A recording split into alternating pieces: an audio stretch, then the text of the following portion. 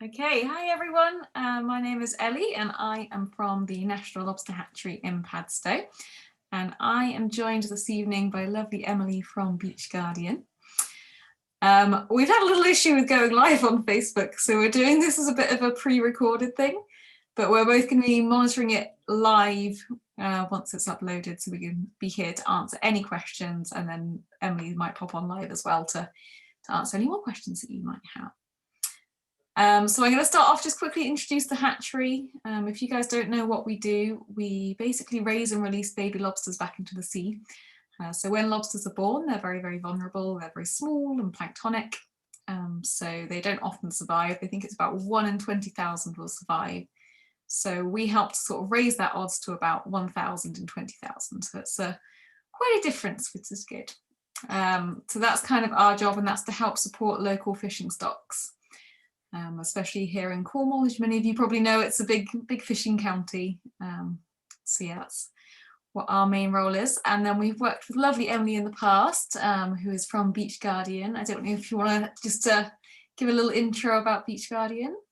Great, thanks Ellie, and thank you for asking me to join this. I think I love collaborating with you guys, not just because when restrictions allow we get to see cute baby lobsters, but also I think, being physically next to each other along the coast and operating in the same stretch of coastline, it's just great to collaborate. So Beach Guardian is a community interest company based in North Cornwall, and we aim to empower communities to tackle plastic waste, and we typically operate through beach cleans between Padstow and Newquay, but as well as doing the beach cleans, we work in schools, we work with businesses, we work with just people. I think Jax from Cornwall Wildlife Trust said the most fantastic quote the other day, and I'm totally going to steal it here, and it's that people just assume that conservation is all about animals and protecting animals. Of course it is, but conservation is about people as well, and we really enjoy working with people to preserve and protect the planet. So that's all the Beach Guardian is all about, is just working with people to protect the planet. Absolutely. I think you've summed it up amazingly there, and you guys are, in my opinion, some of the best at doing that. You're very, very inspiring. Thanks. Some of you might, you probably recognize Emily as well. You've been on the news all over the world. You're absolutely wonderful. So yeah, we really, really admire you guys. Stop. Thanks. Amazing. So me and Emily tonight are just going to be, well, I'm mainly going to be interviewing Emily because she's going to know more about it than me, but we're going to be talking about pollution during COVID. Now I know it's been a really, really hard time for everyone. But it's actually had from what I can tell, quite a stressful impact on the environment as well. So yeah, we're gonna sort of have a little bit of a chat about that, but we're also going to try and look at some of the positives that have happened as well, and see basically how we can help in the future. Hopefully we haven't got to be in this lockdown much longer by the sounds of it, which is good. But I think we're all more aware now of the impacts that this is having across the world. So yeah, so I wanted to start off, Emily, from like a personal point of view. How has lockdown affected you guys, and the pandemic, and sort of everything that goes alongside that, really, with pollution?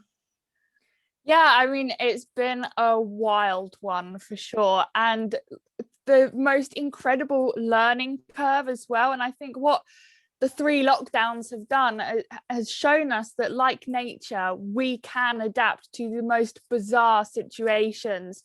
And the thought of almost going back to normal soon, maybe this year, we've just been released the kind of road plan of coming out of lockdown. That thought of being sociable again, it seems so not normal, like this is the normal now. And isn't that bizarre? But yeah, when it first all kicked off, it really kind of we were worried. We were really worried for the future of Beach Guardian, because like I've already said, everything that we are and everything that we do relies on people, relies on being together down on the beach, having those conversations, and being part of something that is just a conservation community. And we thought, how on earth can we still make our message heard when we can't physically be with people. But actually what we've seen from platforms exactly like we're doing tonight is that even though we've never been more disconnected physically, we've never been more virtually connected. And I think that is such an opportunity to take ahead into the future, because we can, you know, throughout lockdown, I've been able to join Zoom calls with Rotary clubs in flipping the Caribbean and all across the world. And it's just and obviously, like, without COVID, I wouldn't have been able to do that, because unless they're willing to pay for my flights and then pay for my carbon offsetting, I wouldn't be able to go to the Caribbean to talk about plastics. So there have been some really unique opportunities. One of the most interesting opportunities has been the PPE pollution.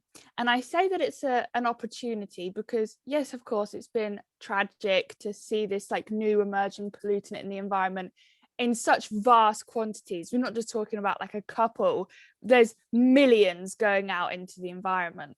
But I see it as an opportunity because never before, well, not that I can think, have we had such a brilliant model to show us this new material that everybody seems to be using, how quickly it can go from just littered inland to becoming marine pollution. I think that is so interesting, and we're able to see that now. And at the start of lockdown, there was hardly any masks on the beach, and slowly, I think, anecdotally, I do have the data, but I haven't quite analysed it yet. But anecdotally, it seems to be kind of making its way from inland to the coastal environment and to the ocean. And I think that's such a unique opportunity to monitor that we wouldn't, I mean, obviously silver linings, and yes, it shouldn't be there, but you have to look for the positives. Absolutely, I totally agree with that. I think it's amazing how many people that we still can talk to, and people don't understand how that litter gets into the ocean. And I think, like you said, it's a really visible thing. It's not us just by the coast that are like littering. It's, you know, it is a countrywide and global problem of how the litter gets there. So yeah, that's really, really good and interesting to hear. And sort of some of the other things we were going to talk about as well is if you've noticed any other positives, not so much to do with plastic, but I know I've noticed noise pollution. I live in Newquay, so it's not the biggest town, but for me it's a big place. And I've noticed noise pollution incredibly dropped so much, and you could really hear the noises of the birds and the wildlife again. So I can imagine that's had quite a big impact on the marine environment as well, with, I'm assuming, less ships and things moving around. Yeah, I mean, for sure. We have this fantastic collaboration with AK Wildlife Cruises down in Falmouth. And obviously throughout peak lockdown last year, lockdown 1, they weren't able to get out and do their wildlife cruises. But they could kind of look offshore and there was just no boats. The horizon was absolutely clear. And it was kind of like, every time there was like a relaxing of restrictions, more ships would suddenly appear. So you can see that people call it the anthropause, which obviously is the pause of the kind of anthropogenic impact. This absence of people did have anecdotally really positive impacts on the environment, and like you say, marine noise, but also just, I thought it was quite spooky actually. In lockdown 1, obviously, because it was quite, it was like spring, coming to the end of spring, and it was beautiful, it was sunny. Down on the beach, there was no one there. And it was like the Easter holidays, and I was the only one on one of the busiest beaches in Newquay. And like, there was no one around me. It was like terrifyingly beautiful. And I think like just like the bird song and everything just seemed to kind of come to life. And I hope that we can, and I'm sure that we can hang on to that. You know, people have become so much more reliant on nature, and for their mental health and well-being, that 1 hour that we get outdoors every day, people are really holding on to that. And I think when they have that reliance on something, quite selfishly, they want to protect it. So I think moving forward, conservation is going to have that momentum that we need. Absolutely, I think that's, yeah, brilliantly said. I think you know, like you said, the reliance we've had on nature and the understanding that we have of it now, it's, you know, like you said, 1 hour a day we get to go outside, and that is the best hour of every day, because you get to sort of hear everything and see everything and feel the sun touch you and things like that, and it's just absolutely incredible. I know it's been a lot harder this lockdown because it is winter, but you know, I think, yeah, spring and summer last year was just so unique. And although it was a very, very difficult time for, you know, the whole world, it did have those little benefits of, you Yeah. know, and I think with a lot of people not working as well, it gave them that time to appreciate it again, and the little things that we wouldn't normally notice in nature. So I think, yeah, that's so true. Yeah, Um, definitely. so I'm aware we haven't got too long. So I think the main other point that I really wanted to ask you about, which I think is really important, is what sustainable swaps can we do with this sort of new PPE and everything? Yeah, and how we can keep helping nature through this time. I love this question, especially now, because my last year of my life has been totally different to any other year in my life. And from working from home, we have to kind of find other ways that we can kind of save the world from our desks. So it's been a real, as I said, learning curve, but also it's been quite enjoyable to find other areas of my life that I can change and other people can change. The one biggest thing following on from this conversation is obviously reusable face coverings. I don't want to kind of say you have to use this, because obviously everybody's situation is different and various health concerns, and people are more or less vulnerable than others. If you can, use a reusable where possible, but just ensuring that any PPE that you use does go into the bin, and a sealed bin, so it doesn't blow out and blow into the environment. I think that is the single best thing that we can do when talking about the kind of coronavirus PPE pollution. But second to that, as I was saying, stuff that you can do from your own desk. There have been so many things that people have like brought to light to me that I just had no idea had an impact on the environment. And actually, I feel quite naive that I didn't know these things, because I claim to be a conservationist, but there are various things that I do in my everyday life that do have an impact on the planet that I didn't know about. For example, this is one that I realized actually this week or last week. I'm a real sucker for sending unnecessary emails. I always say like literally, even if we're at a conversation, I will always, at the end of the conversation, I will always send thank you just on its own. And sending unnecessary emails requires carbon, it requires electricity, it requires servers, and obviously I don't know the ins and outs of it totally, but sending lots of unnecessary emails does have an impact on the planet. So what somebody suggested to me, and though it hurts my heart to not say thank you as often, is just putting in your little email signature, I'm not saying, if I don't say thank you, it's because I'm trying to save the planet, or something like that. So there's a good tip. I haven't actually mastered that one yet, because I just feel like I need to say thank you to everyone.